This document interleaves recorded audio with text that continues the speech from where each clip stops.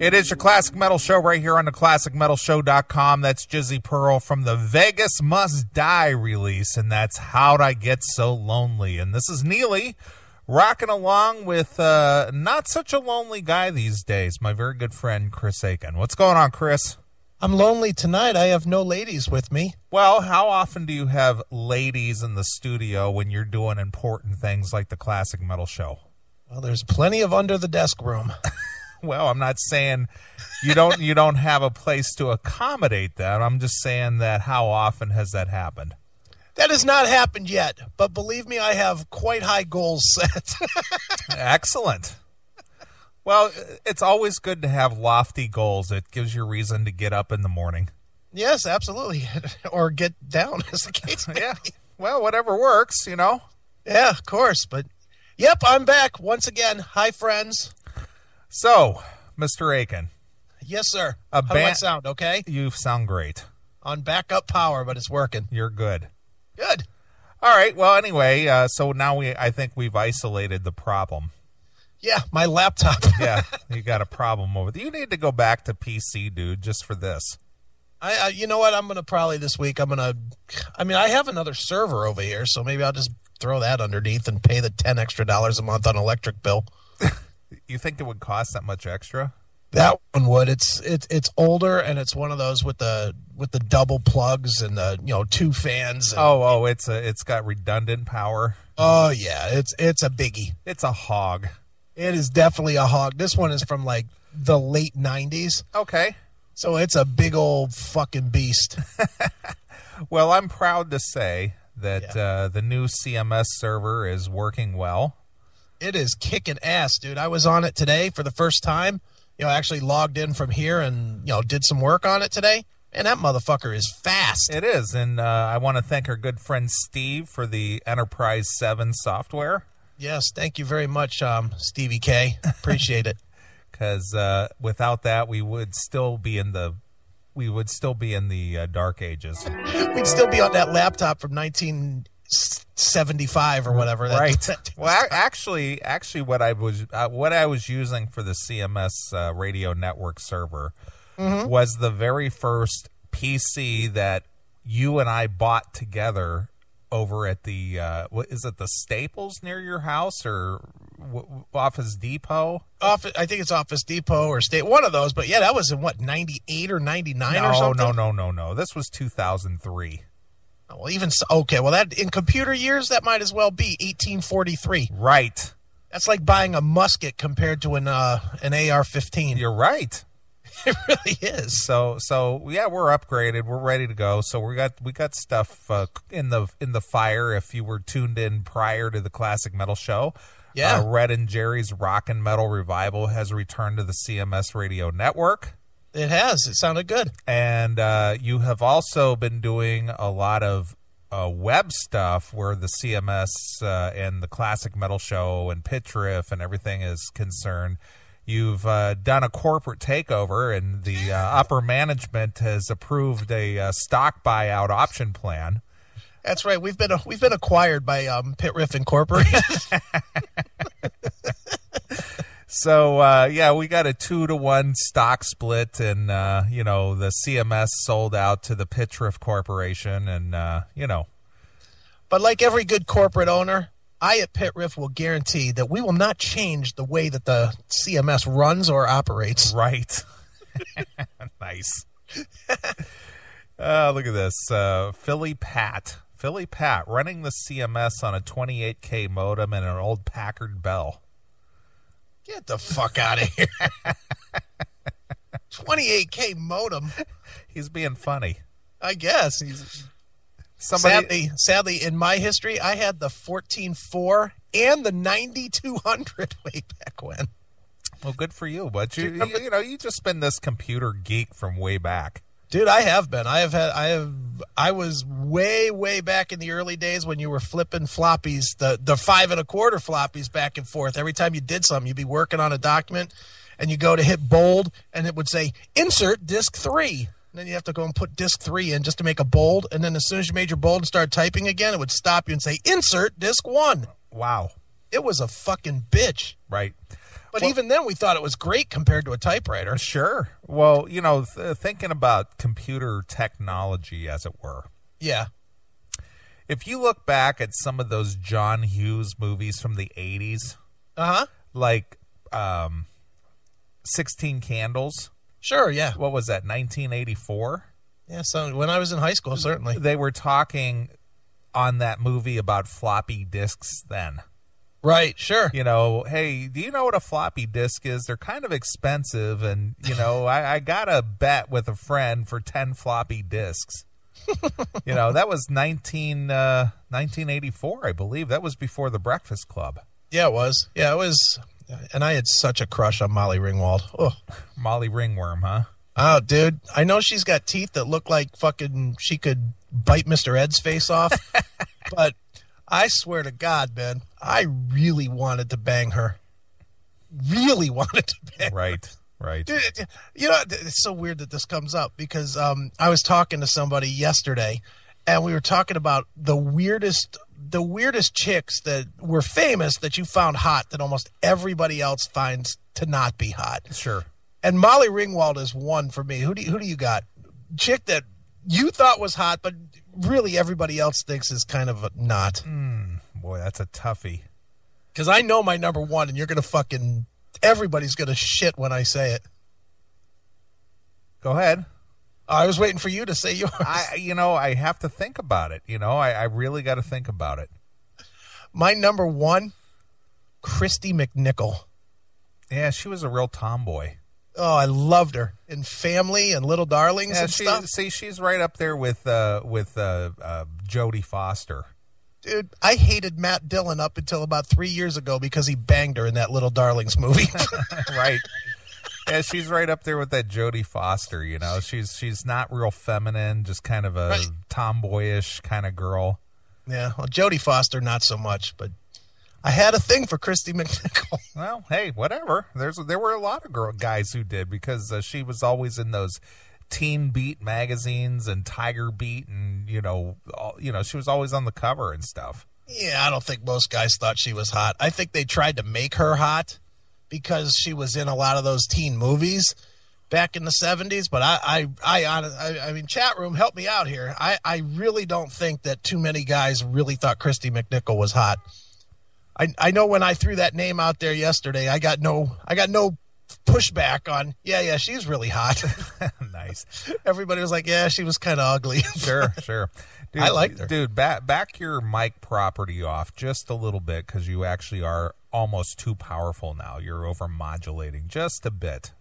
All right, how about now? 1, 2. Hey. Nice and clean. Good. There we go. All right. So anyway, yeah. Well, how did we even get into this? Oh, because I mentioned the 80s movies, but I can't really put my finger on anyone in particular, that people would not particularly find attractive because, my number one for the 80s was Susanna Hoffs. Like, oh yeah, she rolls. Yeah, and that video that I found of her that I shared with you about 6 months ago of her doing that Bad Company cover. Right. Yeah. That was just, oh my God. That just made me want to fucking glaze my screen. I still watch that. I do too, dude. I watch that, and I ain't gonna lie. At least once a month, I pull up the fucking underwear video. Nice. Where what was the name of that all-nighter? I don't know. I just always search for Susanna Hoffs underwear video. It comes up. Yeah, it's the all-nighter from the movie that she did. Yeah, and when I say comes up, that's with a U. Look at Philly Pat, Susanna Hoffs. Jesus Christ. I don't know if that's good or bad. If he doesn't say Susanna Hoffs is hot, he's a fucking douche. All right, let's go through some names, because these are all names, and some of these were way older than me, but I don't care because I was a horn dog from day one. Meredith-Baxter-Birney. Really? Oh, yeah. What is it you got for lesbos? I don't know. I seem to be attracted to her. Because she became, she turned out to be a lesbo, and Kristy-mcnichol turned out to be a lesbo. Yeah. What about Elizabeth-Montgomery? Well, I thought she was pretty hot. She was hot, dude. Yeah, when you look back at some of the really, really early Bewitched, right? Yeah, she was smoking. I just always envisioned Darren just plowing her on the stairs up and going up to Tabitha's room. I don't think Darren was interested in that in particular because he was gay. Yeah, Darren was looking for some Mr. Tate, and I don't mean Jeff. Right. Nice. Well, anyway, dude, getting back to what we do here. This isn't what we do? Well, we do, but I wanted to let the folks know that our good friend Jizzy Pearl will be back on the show. He got a hold of me about 3 weeks ago and said, hey, I got some things I want to talk about. Can I come on? And it's like, dude, why do you even ask? Right. You know, Jizzy's third mic whenever he wants to be. It's like, dude, the door is always open. If you wanted to be a part of the show every week, that would be fine with us. Sure. So Jizzy's going to come on in about 35 minutes. All right, dude. Philly Pat, Amanda Beers from Married with Children. You know, I just saw her on the new episode of Anger Management with Charlie Sheen. How's she look? Oh, horrendous. I mean, she plays up the whole dyke role, and she is a dyke on this episode. Really? Yeah, Charlie's got the hots for one of his ex-patients. Right. And she's like a nut job from hell where she's gone through like 6 therapists, and every one of her therapists are after her.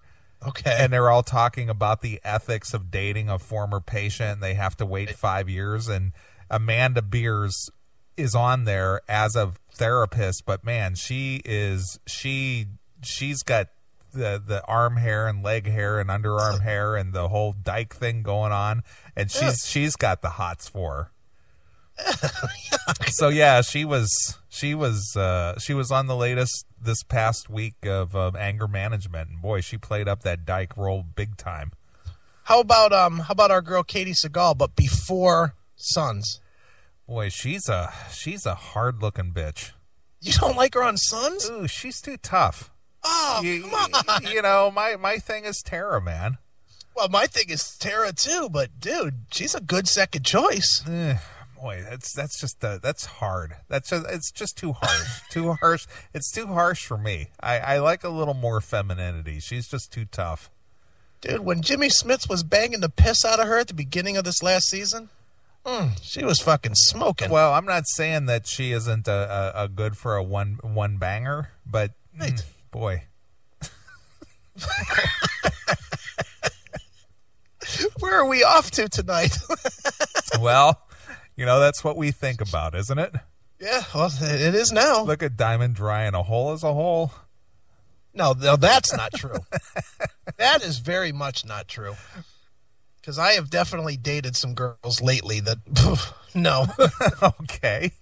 No, that definitely meet them, pay for dinner, never call again. Look at Amy Rocks. Sounds like high school in here. Well, you know, Amy. I mean, Amy, you want to talk about girls that are hot. Amy's a hottie, and she knows it, too. Yeah. She'll watch. She'll pop in here in a second, deny it. But she's a hottie. You've seen her. I've seen her. Absolutely. She's fucking hot. Definitely a hottie. All right. Well, anyway, boys will be boys, as it were. Yeah, this is the boys club here at the CMS. And besides, our good friend Jizzy's going to come on, and he's got an album called Just a Boy. Yes, he does. So, you know. But anyway, tonight our guest is Jizzy, as I pointed out. I pointed out before. The guy is, you know, I appreciate all of his works from the music aspect to the writing aspect. You know, I loved his books. In fact, I have one of his books right next to the bedstand. Periodically, I like to pick it up and read one of those stories in there. Right. And he's always a welcome guest. Absolutely, dude. And the books are great. He's been great in every band he's been in, whether it's Rad or LA Guns or obviously my favorite band of the 80s, Love Hate. So, you know, Jizzy's always welcome, dude. Sure. So he'll be on in a little while, and we'll talk to him, see what's up. He's got some stuff going on, and, you know, I'll let him talk about it. I'm not even going to guess. Obviously that we, you know, see that he's on the M3 bill. We saw we saw that on the... Where did you get that announcement? Was that from the WASP Facebook or something? Oh, it was. I don't remember if it was from WASP or somewhere, but we did see that. So I saw Love Hate listed on that bill for M3. Sure. With Wasp headlining. Yeah. Now, do you think Wasp is a worthy headliner for the M3? I think they're headlining the pre-show party or something. I don't think Wasp is the headliner. I don't remember who the actual headliner is, but it's not Wasp. It's Wasp, Kix, and somebody else playing the pre-headline, like the pre-show party or something. Okay. And then somebody else is headlining on Saturday. But as far as I'm concerned, Love Hate is headlining. I could leave. Well, it's like, I know who's headlining. That fucking piece of shit, Bret Michaels. Oh, he's the headliner? Yeah, that fucking faggot Bret Michaels band is headlining, which is good because Twisted Sister plays right before him. So, I'm going. I know you know that, but yeah. I'm going to M3. Well, how great is that we're going to be able to go to M3, see all the kick-ass bands, and be out of there and off to the bars by like 9 o'clock. That fucking rocks. There's no way am I going to stay to see that fucking sit-up doing cocksucker Bret Michaels. Right. Fuck that fag. Right. Well, I think you and I are going to ride down there together. Awesome. But I was really considering not going because Warrant isn't on the bill. Oh, man. They're not? No. I understand. I understand from a post on the CMS Facebook by the rockaholic queen, Jennifer, that Warrant is not on the bill and Wasp shouldn't be on the bill. Well, I got to agree with Jennifer there because she knows everything. So if she says it's true, then it is true. Dumb cunt. Good God. You're making me choke already. She defines stupid, doesn't she? I would imagine. I mean, I did look up stupid in the dictionary and her face was right in there. Hail and kill caller, you're on the air. Wow, that quick. How you going, guys? Who is it? Who's calling? It's Tim James from Sydney, Australia again. How are you? Wow, you must have an unlimited worldwide long distance plan on your phone, but we're glad to hear from you. What's going on, Tim? Well, I'm just sitting back here listening to the classic metal show, and I just want to ring and say good day. Well, Tim, which chick that wasn't hot did you think was hot? I don't know. I always used to like Lorraine Lewis, actually. Who the hell is Lorraine Lewis? She's from what's that? Femme Fatale. Yeah, Femme Fatale, the band. She's got sort of a horse face going on. Really, that's the truth. She does, but she's got a smoking hot bod, though. Go ahead, Tim. She was amazing, but I love the band as well. Some of their songs were great. I can't find that album anywhere, though. I used to have it on cassette, but I can't find it anywhere now. Damn it! Maybe Emu ran off with it or something. Well, there's not too many emus where I live. It's pretty city, But I'm sure you'd find some somewhere in the outback. Well, where exactly are you at, Tim? What city or province are you in? In Sydney. Oh yeah, I've been there. Yeah. Yes, like Sydney, New South Wales. Have you guys been here? I have been there. I have been to Australia. I spent 3 weeks there in the service. I was right outside of Sydney at, I forget the name of the air base that's there. You guys got some big Air Force base there, like a Australian Air Force base. And yeah. I was there for a few weeks, and I had the opportunity to get in a Jeep and go out to the outback, as they say, to go to Aborigine country and look at a lot of hot naked black women running around doing fucking goofy dances and shit. Well, that's not where I live, thank goodness. But congratulations on your service, mate. What would we do without people such as yourself? I reckon. Well, I guess your country would go back to being what it is, which is a prison.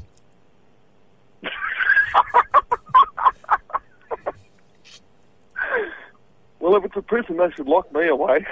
Right. Well, it's British imperialism over there. I'm not sure what you mean by that. Neither is he. I don't either. But study up on your history. Just know this. You gave us Rose Tattoo, and for that, we thank you. And AC/DC. Fuck them. Rose Tattoo.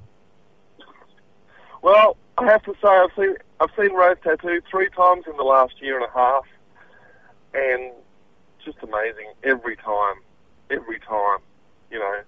And I love Angry. I've loved Angry for years, and apparently he might be running for politics down here. Well, he's got my vote. You know, that guy, you know, he's been to hell and back, but he's done a lot of good for a lot of kids down here, and you know, I love that band. They're just phenomenal.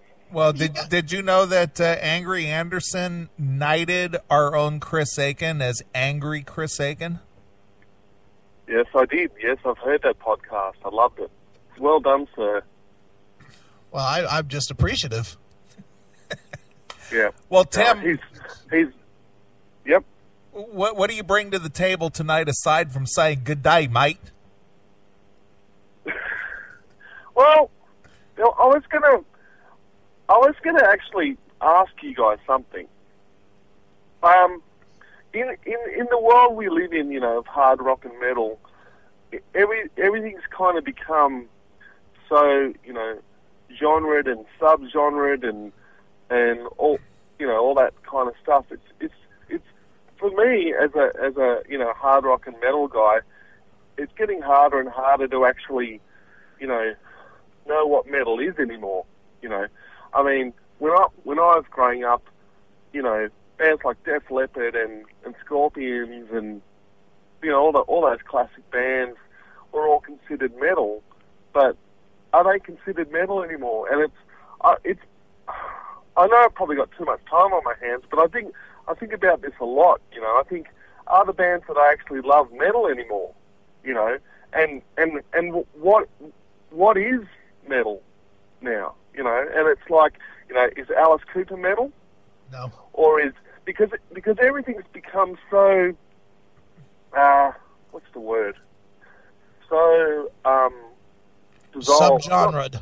Is dissolved the right word? I'm not sure what but you know what I mean. It's kind of like, you know, how do you guys? You know where I'm going with this. I mean, how do you guys feel about it? You know, you can poison metal. You can blame Sam Dunn for all that. Here's what you do, Tim. You go out to our podcasts, and probably going to have to go on the feed burner one off the website instead of either iTunes or Spreaker. But you look up our interview with Joel McIver, because we've had this debate numerous times with Joel. Joel is under the opinion that anything that's not Acre Cock or fucking Killswitch Engage or Emperor is not metal. He thinks that bands that, you know, started metal, Deep Purple, Black Sabbath, you know, AC/DC, Alice Cooper, metal, that those are no longer metal. I personally think that they are more classic metal. I think you have to have a subgenre to define metal. I don't think you can just say, well, now it's not as hard as what it was, so now it's not metal. You know, because you grew up as a metalhead. Now you're not a fucking rock fan, or certainly not a classic rock fan. So, you know, bands like a Deep Purple, yeah, that's still metal. It's not as hard as, you know, whatever Seven Dust, but it's still metal. I mean, it is what was defined as metal at the start of metal. So, it's roots metal. Yeah. Yeah. I mean, part of me just thinks I should just listen and enjoy it. But, you know, sometimes, I don't know why it annoys me, but sometimes I feel like it's annoying. You know, it's kind of like, you know, and it's like, and I have to say, a lot of the new stuff, man, I try really hard, but I just, you know, I can't go there. I mean, you guys are going to laugh. You know, I probably get a lot of grief for this, because I get a lot of grief for this every time I say it. But my favourite band of like the last 15 years or so would be Nickelback. You know, really? I reckon those guys write great songs. All Chad Kroger's ever claimed to be was a guy that wants to write, you know, commercial hard rock to play in stadiums, and that's exactly what they do. And to me, they're the Bon Jovi or Def Leppard of the 2000s. I'll agree with that. They definitely are the Def Leppard of the 2000s. And what's funny is, I know Neeley probably hates Nickelback with a passion. Me, not so much. Yeah, I like a lot of their stuff personally. You know, and I take a lot of grief for it too, but I don't know that I would call them metal, really. I don't know. They're kind of radio rockish, you know, like Stained or whatever. But not a horrible band. They are what they are. Your comparison to Def Leppard is a very good comparison because they write songs with big hooks that people remember, and that's been the definition of hard rock, basically throughout time, since there's been radio. And can I just touch on something else you guys were talking about? Well, it is your dime, so go right ahead. Really, you're the one spending $14 a minute. Go ahead. I noticed you guys were talking about Bret Michaels just a second ago. Yeah. And I have to say, Bret Michaels, I saw him play in September 2011 because he was touring with Doc Neeson from the Angels and Bret Michaels and Motley Crue were headlining down here. So of course, me being a Motley geek, I was there. But the thing was, I thought Bret Michaels' performance was really good, but his band was absolutely horrible. They were dreadful. Like Doc Neeson. You know, you guys know who the Angels are, don't you? Yeah, of course. The band that Great White. Yeah, or Angel City. It wasn't over there. Yeah, that's right. And you know, he had a really good band.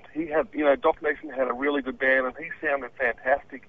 And Bret Michaels, you know, he was doing a really good job as well. But I'm just thinking, how does a guy, and you guys might have more insight on this than I do, but how does a guy, you know, he's obviously got money, he's obviously done well, he's obviously kind of, you know, even bigger than Poison is as a band at this point. How does he not get good players to play with him?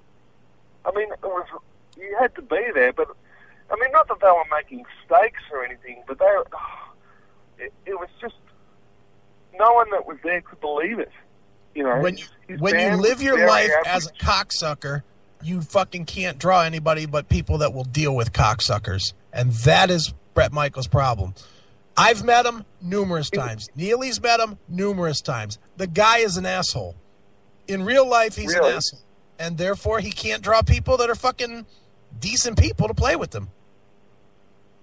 Yeah, and have you had enough kind of contact with Nikki Sixx as well to, like, is that guy really? Is he not a nice guy? He's a dick. he's definitely he's a narcissist, man. Yeah. He's all about the fame, man. It's all about the fame. Yeah. Well, that's disappointing. It's disappointing because I when Bride to Destruction came down here, you know, there was I was with a bunch of people, and he signed stuff for us and stopped to sign things, and you know, so you know that's kind of disappointing. But you know, whatever. Hopefully, as I keep saying, he won't be like that when I meet him in March.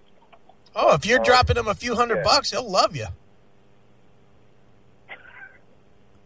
It's all about the cash, my man. It's all about the cash. And by the way, just another quick thing. I'm a Dokken fan because of your show. Because of your show, I've gone out and bought the entire Dokken catalogue. Wow. Would you mind, if I give you Don's email address, would you mind emailing that to him so he could throw us a royalty check? No, you know what? And he's one of the most enthralling interviews I've ever heard in my life. I just love listening to that guy talk. He can tell some stories. Yeah. And they've never been down here. They've never come down here, which is really, you know, I'd love to see them come down here. But I know because in December I saw Lost Angels here with you know, John Corabi and Eric Brittingham and Eric Grover, or who's that guy? Eric Grover. Is it Eric Grover, the guy from Clash of Snake Pit, I think. And Eric Dover. Eric Dover. Yeah, him. Eric Dover. Yeah. But you know, it's the same situation for those guys. I mean, By the way, I did the meet and greet with Karabi, and I have to agree with Chris as well. Not only is the Motley Crue '94 album excellent, but that Unplugged album is just brilliant, and it's probably one of my favourite albums of last year. Amen, brother. That's an amazing record. Well, Tim, even though you're on a different side of the world, we feel you're very much in league with us, and we embrace you as a brother. Well, I love you guys with all my heart, and actually listening to your show each week gives me a lot of comfort. Wow. Look at us. Hold on. Wait a minute. We got to get some clarification on that. What in the world do we do that gives you comfort? Because, like, it's the daily stresses of life and everything, and there's a lot going on. I mean, I'm a full-time musician, and that's what I do, and, it's listening to the classic metal show and the like, is a real chance to just wind down. All right. Well, obviously you have good taste and have a good sense of humor as well. Oh, well, you got it. Well, Tim, let me ask you a question. If you get on some Australian radio show at some point, will you refer to us as those other internet DJs? No, I will not. And by the way, also because of your show, I'm really starting to realize, although I'm not quite sure why you have this feud going with Talking Metal, but that's it's really, geez, it's getting worse, man. And I've been listening to that show since, I don't know, 2006, and I don't know what's going on with those guys, but every single show seems to be a drive for making money. Like every show. Yeah, they're out there shaking their pan, looking for a handout, dude. Well, hold on. You know what? Tim hits a good point here that I need to explore. You can't go yet, Tim. We're going to keep running up your phone bill. Why did you... No, I pay the same amount, so it's fine. Oh, well, then good. Perfect.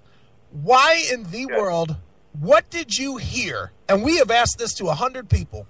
What is it that you heard from 2006 for the last 7 years that made you keep downloading their podcast? What is it that they did that entertained you? Well, to be honest, in the beginning it was really good. Like they had when they had all those connections with VH1 and whatever, MTV2 and all that stuff. It was really good. Like for example, they did an interview with Don Dokken, I think, when Lightning Strikes came out. Right. And it's honestly one of the best interviews I've ever heard. It's fabulous. But it's not fabulous because of them. It's fabulous because of Don. Okay. And it was a really good interview. Well, I'm gonna tell you a little secret about that, Tim. Yeah. Don actually called me to ask me about those guys before he did the interview, and he asked me. When Lightning Strikes Again came out. And he asked me, should I do an interview with these guys? Do you know who they are? And should I do an interview? And I just kind of told him who they were and what they did. And I said, they're harmless. Yeah. And he's like, okay, well, I'm inviting them down to the studio to do an interview with me. And I said, okay, whatever. I said, but, Chris and I think they're kind of doofuses. And he's like, I'll deal with it. So he did the interview. And then we picked it apart. He did a really good job because it was fabulous. Well, Tim, since you're on that subject, real quick, and you've called into the show twice, and you listen to us and you love us, I'm going to do a talking metal toast to you, Tim. Here's my talking metal toast. There you go. Well, thank you, good sir. But you have to come down to Australia and taste that Australian beer. Actually, you should ask Zach Wilde about Australian beer, because when he was, and I know Chris has got connections with Zach Wilde, being that his children are, Zach's godparents. I mean, Zach's the godfather of his son or whatever. But I know really that when Ozzy, he wouldn't remember. But when Ozzy came down here in '98, and I think Ozzy was touring on the Ozman Cummins album, and a good friend of mine and I who's actually the guitar player that plays on all my albums and stuff, and he's my best mate. He had a connection at Sony, so we found out where Ozzy was staying, and he took Zakk Wylde a case of Melbourne Bitter, which is apparently, it's a brilliant Australian beer, and because Zakk was talking, I think, about the fact that he liked his beers really strong. So I mean, Zakk obviously wouldn't remember any of this, but I hope Melbourne Bitter's a good beer. So. All right. We'll do that. It's a hell of a story, Tim. All right, Tim. My stories are probably as good as talking metal. Do you still listen to those guys or what? Yeah, I still am, but I think I'm going to stop. Well, you've heard us rip their podcast apart. Do you believe we're being too hard, or do you believe we have valid points? Yeah, I'm actually starting to believe that you guys really do have valid points. I mean, You're starting to believe. No. Well, it's kind of like, I mean, I just don't like hearing guys complain about their lives, and I'm thinking, look, these guys have really good jobs, probably, and they, he's got Mark's got a family or whatever, his dad's really wealthy, whatever, and here is this guy, kind of hiding his problems in a bar or whatever, and it is, I agree with Neeley, it's really sad. He's got a wife at home, who obviously loves him and whatever, And two children. With two children, and here he is, I mean, I understand, that, what's the other guy's name? John Ostronomy. Yeah, John O'Drunkaby. I understand they might be mates or whatever, like good friends, but it's just some of the things they say on that podcast, it's like, I mean, all of us could, sit around and bitch and complain about our lives. I mean, for goodness sake, I mean, I've got cerebral palsy.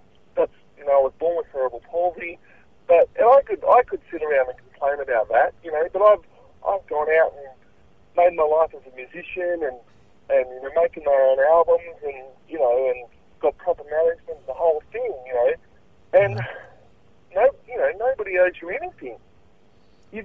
Especially, I just feel like they're in a really privileged position, working with Ace and all that kind of stuff. That's all good, But and the thing I love about your show is that I never hear any of that from you guys. You guys are just happy to be there. Sure, obviously Chris has been through a really difficult time recently with his divorce and everything, but that's not the characteristic of your show. You guys just have fun, and sure you rip on people and stuff, but it's all in, it's all in good humour. There you go. Well, you obviously get us, Tim. Yep. Yeah. I won't even make CP jokes as much as I want to. You can make CP jokes. It's all good. It's all good. No. I'll tell you what, I just released my new album this week, and I want to send you guys a copy. I wish you would. Please do. Please send us the MP3s. Well, I can either do that, or one of you guys can email me an address to send it to, and I'll send you the disc. But dude, we don't want you to spend $17 mailing us a disc. Just throw us the MP3s. All right. I'll have to do that through you send it or whatever. Probably. That's fine. You send it. We transfer. Those all work. Well, just make sure that if you do actually print a physical disc, to make sure you put us in the thank yous. Well, I'm actually going to do that next time because this album was printed like a month and a half ago before I was talking to you guys, but definitely you'll get a thank you in the next CD, because in this CD, for example, I thanked there's another couple of... Have you guys ever heard of the Rock and Roll Geek Show? Oh, yeah, with Michael Butler. Yeah, I'm good friends with Michael Butler, you know, so he's got a thing. If you ever want to listen to a podcast, that's fantastic as well. It's kind of similar to what you guys do. Sure. Yep, But that's anyway, good. I've taken up enough of your time. All right, Tim. Well, we got Jizzy Pearl coming up here shortly, so we need to jump too. So, but believe me, we appreciate you taking the time and chatting with us, and glad you enjoy the show down under, mate. So, I can post on the Facebook so I can get an email to send you guys all this stuff if you want. Sure. Go ahead. But we can go from there. Send me a Facebook thing. I'll take care of it. Yeah, the Facebook's under Tim Murdoch, but yeah, I'll send it this week. But hail and kill, fuck you, pal, and hands up. All right, Tim. Thanks. Tim, you're going to have to work on your hand jobs a little bit. He's got to give a hand job. Tim, you haven't quite mastered the hand job yet. Nice. Look at Tim from Australia checking in with us a second week in a row. It's great. Tim's third mic. Yeah, absolutely. Hail and kill caller. You're on the air. Hello? Hail and kill caller. You're on the air. Hail and kill caller. You are on the air. Maybe it's just Tim just redialing or something, but anyway. All right, well, speaking of calls, we got to get our good friend Jizzy on the phone. All right. So, let's play a Jizzy tune. We could play something from a solo release or a love-hate tune. I'm all for love-hate tune. Okay, you pick the song, Mr. Aiken, and I'll get Mr. Pearl on the phone. All right. In honor of Jizzy coming onto the show, I would like from Wasted in America a nice little happy number called Don't Fuck With Me. Okay, well, we can do that. How's that? That's usually a good show closer, but, you know, if you want to do that. Well, because Jizzy's coming on. We don't want anybody to fuck with him. Right. So, well, I don't think with anybody him, would. He won't fuck with you, as the song says. As the song says. All right, well, Jizzy Pearl coming up here. Here's something Chris requested, and it's Don't Fuck With Me exclusively here On your classic metal show.